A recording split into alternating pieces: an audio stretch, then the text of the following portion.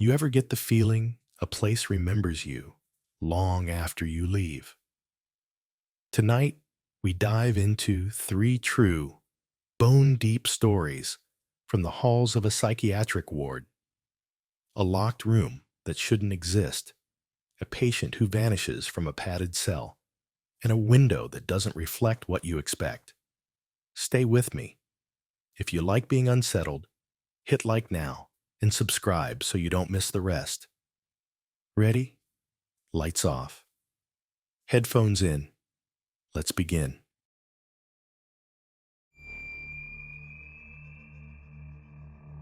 They told me the night shift on the psychiatric ward was the easiest assignment in the hospital.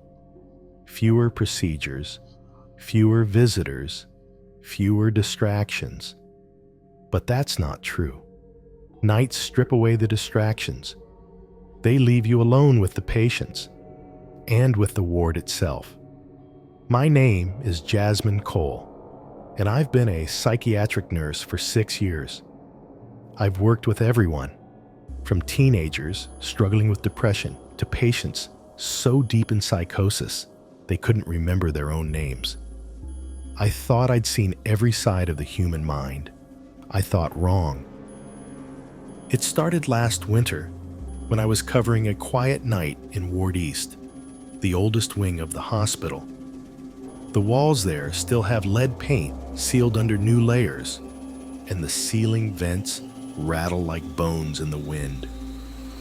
My rounds were simple.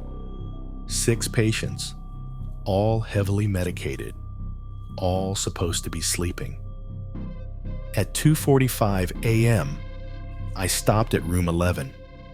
The door was cracked open, even though I remembered locking it earlier. Inside, the room was empty. The bed neatly made. No patient. But according to the chart clipped at the door, room 11 had been vacant for months. I froze when I noticed the sound. A faint scratching. Not from the bed. From the wall. I stepped closer and saw words carved into the plaster just above the headboard. Jagged. Desperate. One word, repeated 3 times. Awake. I went straight to the nurse's station to report the vandalism, but when I checked the maintenance log, the record said room 11 had been sealed for asbestos testing. No staff were supposed to enter.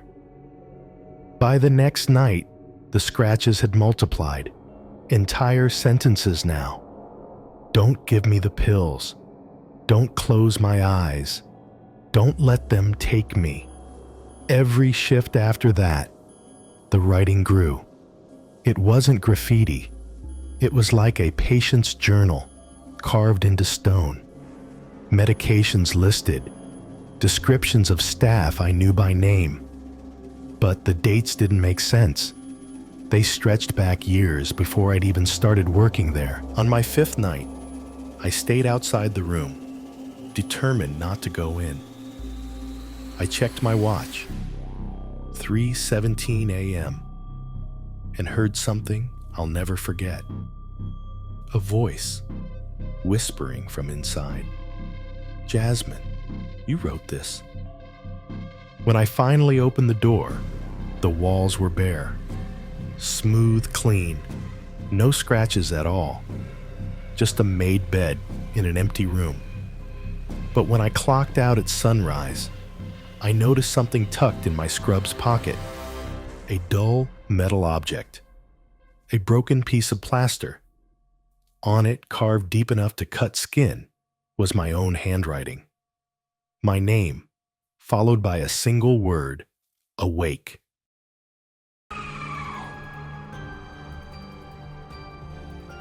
Psych wards aren't haunted by ghosts. They're haunted by memories. At least that's what I told myself. I'm Aaron Price, a psychiatric technician.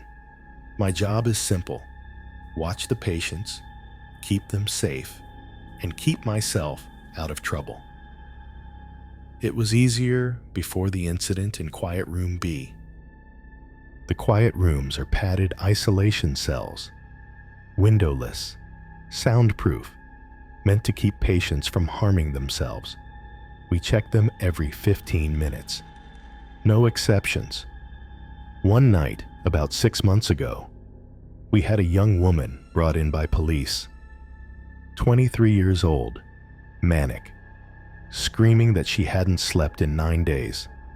She was assigned to Quiet Room B. For hours she screamed, pounding the walls, begging us not to turn off the light. I watched through the tiny security glass, trying to block it out, telling myself she'd wear herself down eventually. Her voice cracked, broke, but she didn't stop. It was as if silence itself was the one thing she feared most. At around 3 a.m., the ward went silent. Relief washed over me. My shoulders slumped, my chest loosened. Finally! I leaned back in my chair and let the ringing in my ears settle. But when I checked the monitor feed, the room was empty. No patient, just the light bulb swaying slowly, like someone had brushed against it. Thinking she'd somehow escaped, we unlocked the door and searched. Nothing. No one. The restraints were still on the bed, buckled tight. The room was ice cold, a kind of cold that crawled up through your shoes and clung to your spine. We pulled the camera footage from the last hour. At first, it showed exactly what I remembered. The patient pacing, hitting the walls, screaming silently behind the thick glass. Then, frame by frame, it shifted.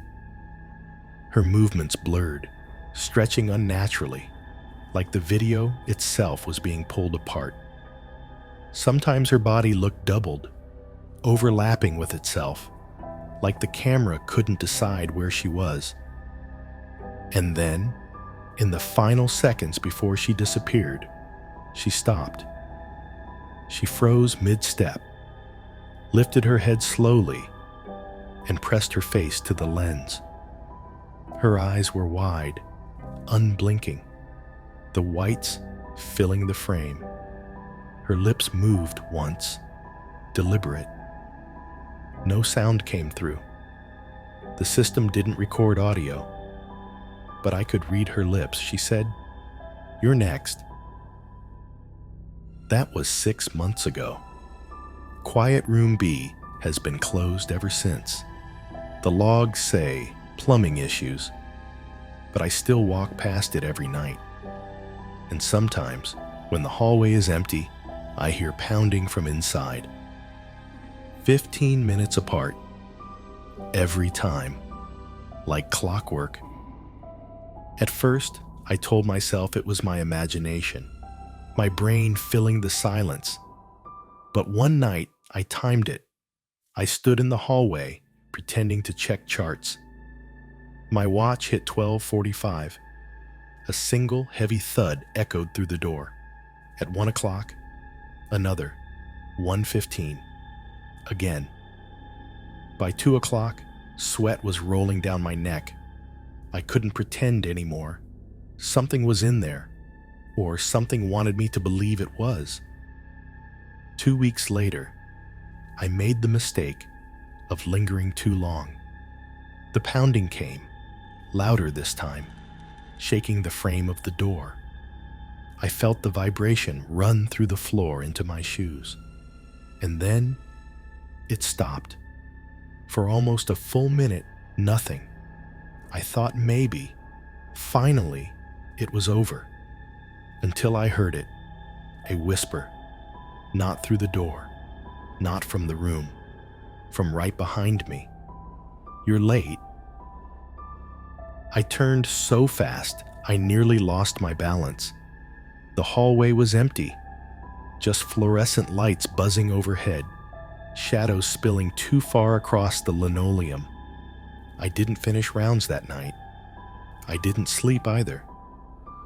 And since then, the schedule's changed. The pounding doesn't always come every 15 minutes anymore. Sometimes it's sooner, sometimes later, like whatever's inside knows when I'm listening.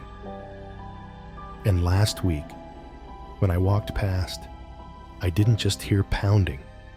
I heard nails dragging slowly across the inside of the door, and a voice, muffled but clear. Open it.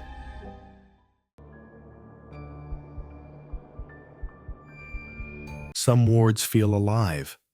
Ours felt hungry. My name is Denise Carter. I worked as a social worker in the locked psychiatric unit for 9 years. 9 years of fluorescent hums, locked doors clicking shut, and the faint smell of antiseptic that never quite left your clothes. I'd tell myself I stayed because I believed in second chances, in rehabilitation, in the idea that no one is beyond saving. But in the end, that belief almost destroyed me. The ward was small. 2 hallways connected in a crooked L shape with barred windows that only let in gray slivers of daylight. At night, the air grew heavy, like the whole place was holding its breath. Staff used to joke that you could feel the building settling. I never laughed. There was a patient named Carl, middle-aged, broad shoulders that had withered with time, a receding hairline that made him look older than he was. His diagnosis was schizoaffective disorder, but he wasn't like the others. He didn't pace, didn't shout, didn't spiral into the kinds of outbursts we'd been trained to handle. He was quiet, withdrawn. And every evening, at the exact same time, he sat by the window at the end of the hall. Always the same seat, always the same posture. His face inches from the glass, staring into his own reflection long after the sun went down. At first, I thought it was harmless, a routine that grounded him. But the longer I watched him, the more I noticed it wasn't really himself he was watching. His eyes weren't vague or unfocused like most patients who drifted off into their own minds. His gaze was sharp, intent, like he was waiting for something in the reflection to move. One evening, I stayed late finishing paperwork at the nurse's station. The ward was unusually quiet, too quiet. Out of the corner of my eye, I noticed Carl at the window again. But this time, his lips were moving. His chin lifted and lowered in a steady rhythm, like he was reciting something he'd memorized. I walked closer, thinking maybe he was praying. When I asked him what he was saying, he turned his head slightly toward me. His voice was low, raspy, but disturbingly steady. "They're teaching me the names." I froze. "What names?" I asked. But he just turned back to the glass and continued, his reflection catching the faint hallway light. His lips moved in silence now, but his eyes never blinked. I wrote it off as another symptom. That's what I had to do. It was the rational thing, the safe thing. I filed my notes, logged the behavior, and convinced myself it was just another delusion. But later that night, I passed the window myself on my way out. I didn't mean to look. I told myself I wouldn't. But curiosity is dangerous in places like that. And when I caught my reflection, my stomach dropped. It blinked a second too late. I tested it, raising my hand slowly. The figure in the glass followed, but when I lowered my hand, its lips kept moving, forming words soundlessly, shaping syllables I couldn't hear.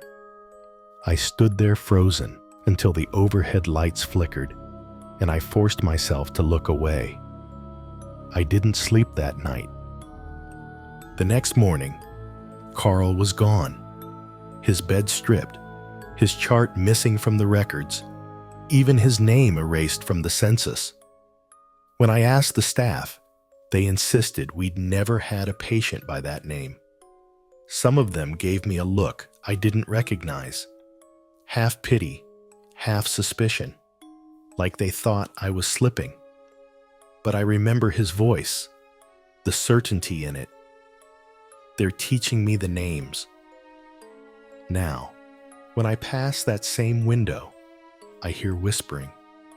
Not all the time, but often enough that I can't dismiss it.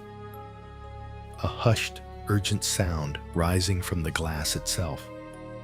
At first, I told myself it was in my head, that it was my own exhaustion speaking back at me. But then I realized the whisper wasn't random. It was repeating my name. Over and over. Soft at first, then insistent, faster, as if trying to keep my attention, until the surface of the glass fogs with breath that isn't mine. And when I look too long, when I can't help myself, I see my reflection's lips still moving, long after I've gone still. So, which story stayed with you the longest? Was it the scratches in room 11, the vanished patient in quiet room B, or the reflection that whispered names through the glass? Let me know in the comments. I want to hear what unsettled you the most. If you're craving more true stories that blur the line between the mind and the unknown, make sure to subscribe and turn on notifications so you don't miss the next one. Until then, remember, hospitals are supposed to heal you, but some places don't want you to leave, and they're still waiting for you.